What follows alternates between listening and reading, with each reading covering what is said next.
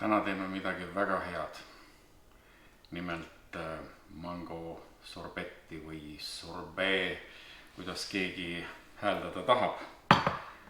Prantsusepärane on sorbet, aga eestlane ütleb sorbett. Jah, selleks on mul konserv, mangopüree, laiatarga kaup poes müügil, 800 grammi. Ja olen sellest teinud väga palju. Ja teen siis täna ka ja näitan, kuidas see käib. Väga lihtne ja maitseb võrratult. Üks käsitööjäätisetöö tootja või kuidas seda nüüd nimetada, ta nüüd väga väike ka enam ei ole, teeb seda mangosorbetti. Ta on poes tavaliselt üks kallimaid, aga võib tõesti teha seda ise ja see ei jää sugugi alla sellele, mis poes müüakse. Siis on meil vaja ühe laimimahl. Laim annab sellist kerget hapukust, sitrusemekki. Kui on väike laim, siis ma panen ka 1,5.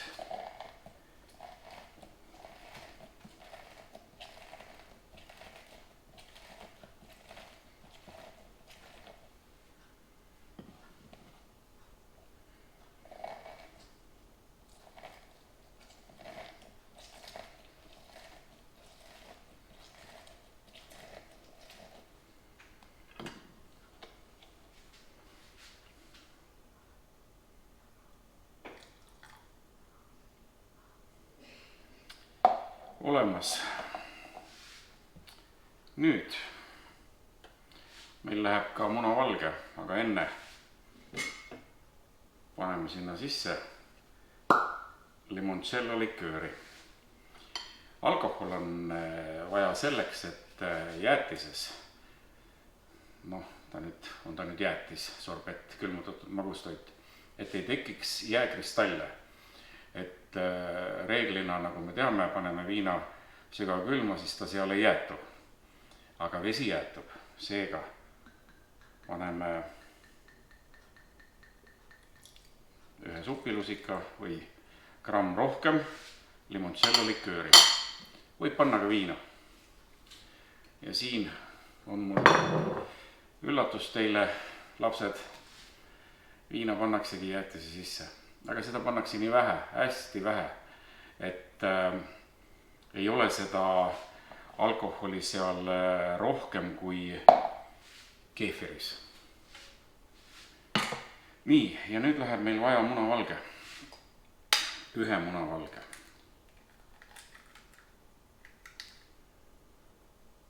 Kasutan siin seda eraldajat.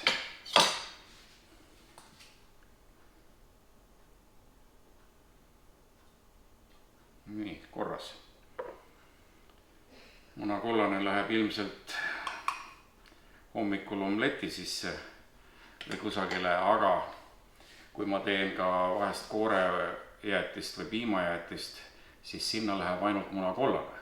Nii et vahetevahel mul ongi nii, et kapis on palju kas munakollasid või munavalgeid. Ja nüüd ajame selle mikseriga vahtu.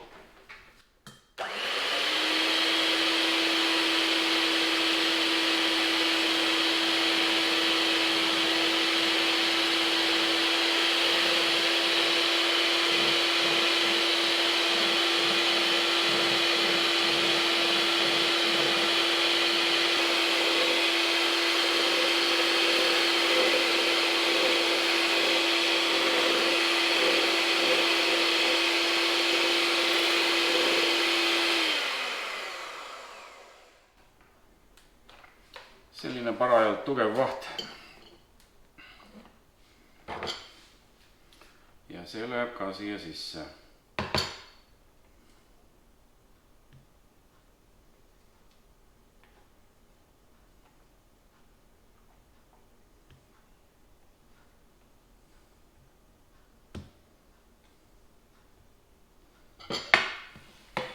nüüd ma lasen kogu selle mudru veel miksriga segamini.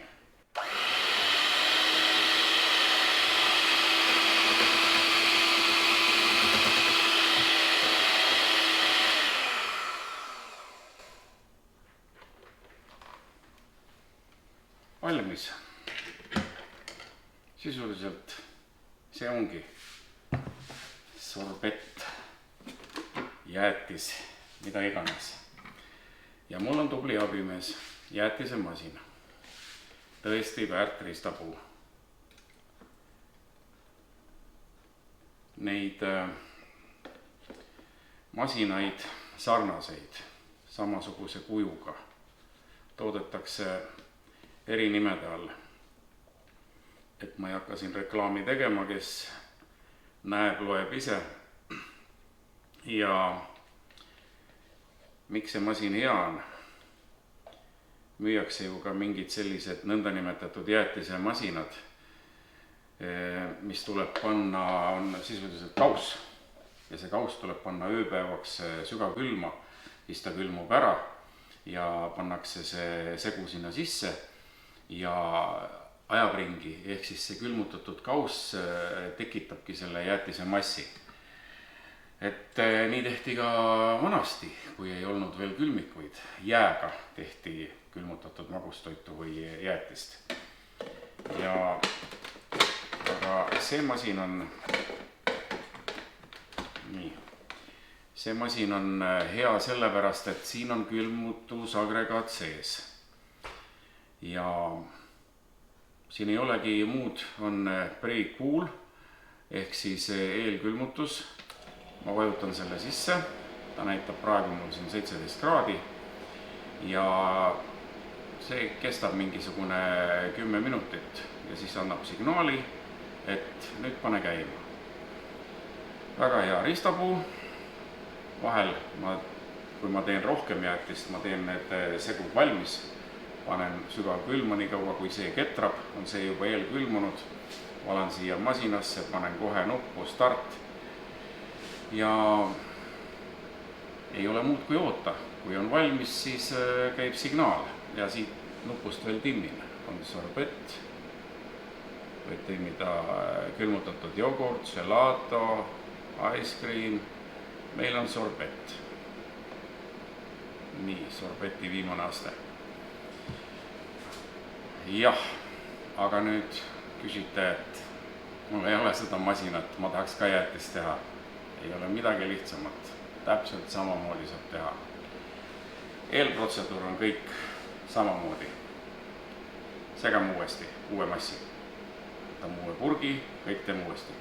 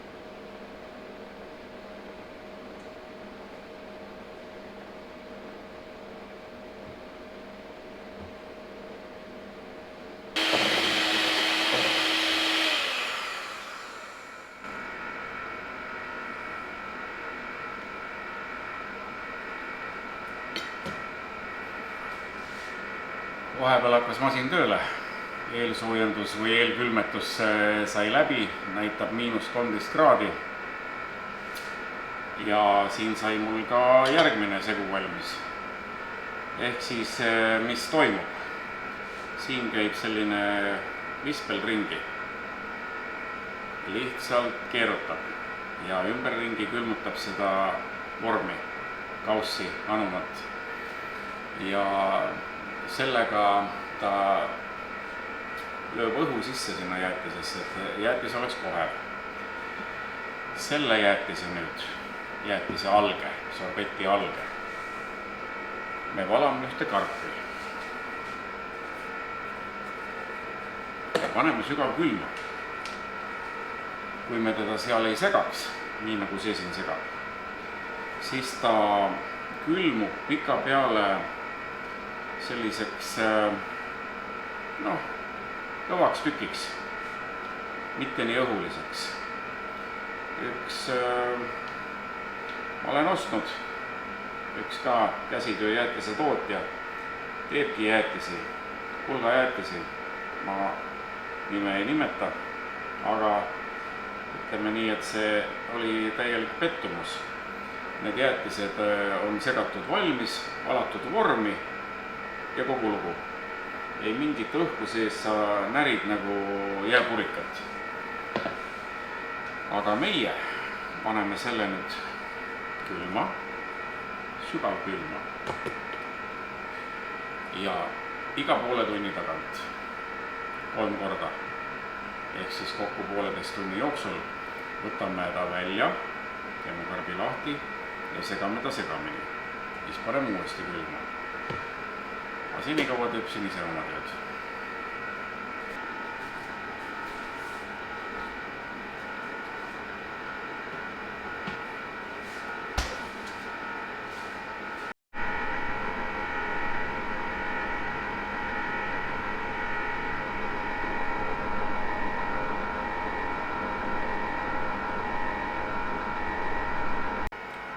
Masin ketrab meil. Jäätiste maailm on tegelikult väga lai, nagu te poeski näha võite, seal on ikka, see rivi on pikk ja olen ka mina katsetanud. Võib-olla ma kunagi näitan, mis te arvate, mis jäätis see on. Need, kes on meie kodukohvikus käinud, need ehk oskavad arvata. See on basiiliku jäätis ja see on nüüd ehtne koorejäätis. Seal on koor, munakollased, naturaalne basiilik ja täna mul ei ole, aga eriti hea on see sama basiiliku jäätis maasikatega. Et Eestis on ka müügil mingisugune basiiliku jäätise moodi asi, aga see ei ole see. Selline on internetist leitud retsept ja leidsin selle retsepti just on selle masina, kuidas siis on, nagu õppevideod. Seal on igasuguseid erinevad. Ma olen proovinud veel pistaatsia jäätist, šokolaadi jäätist, rabarberi jäätist, maasikasorbetti on meil praegu veel kapis, kõike. Aga just see basiiliku jäätis on üks väga huvitav asi. Kui soovite, kirjutage, ma näitan, kuidas seda teha.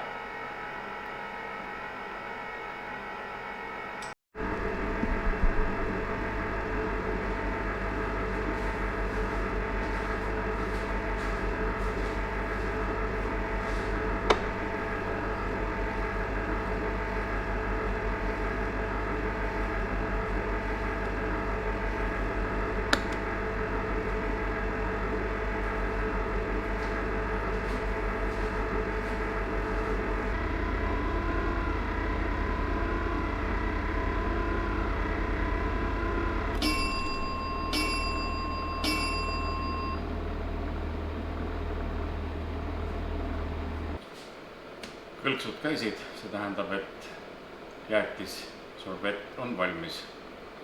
See on veel selline tubli masin, et kui ma juhtumisi ei ole siin, jäätis saab valmis, siis ta hoiab tund aega või oli siis isegi 2 tundi külmas.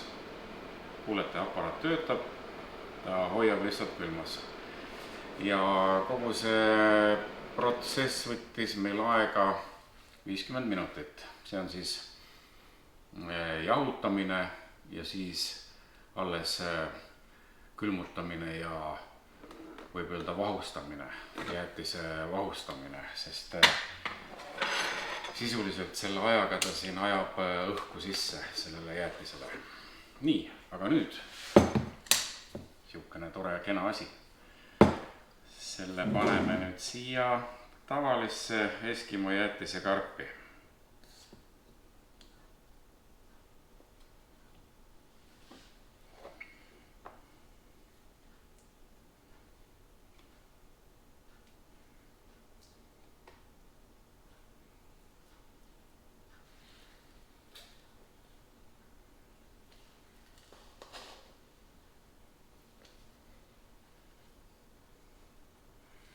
Selline ilus valmis mass.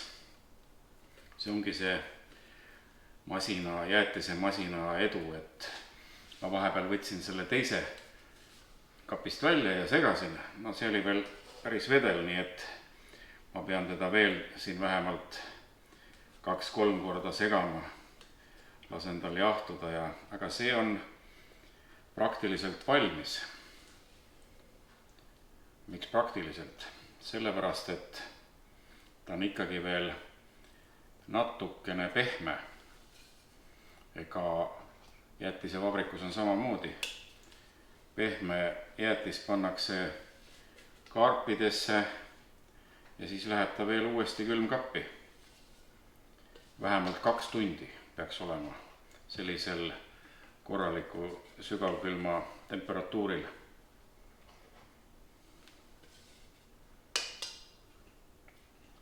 Ei raatsi siia midagi jätta, kõik tuleb ära võtta. Hea kraam on. Saigi 1 liitrise karbitäie. Aga keegi ei keela minu jäätist maitsmast.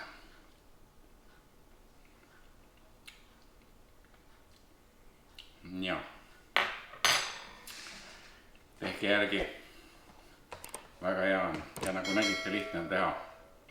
Ei pea masin olema, täpselt samuti mikserdate segamini, panete karpi ja siis peab lihtsalt aega olema ja meeles pidama.